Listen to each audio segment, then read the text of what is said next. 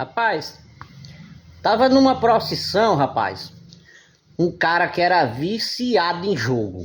Ele jogava todo dia. E ele tava na procissão. E na procissão tava aquela mulher que presta atenção em tudo e responde tudo que você perguntar, mesmo que não seja para ela.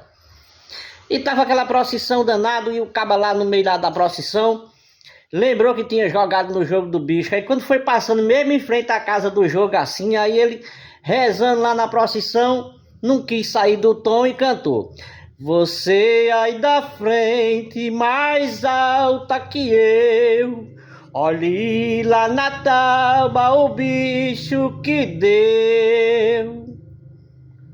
A mulher respondeu lá da frente: Ave, ave, ave, avestruz.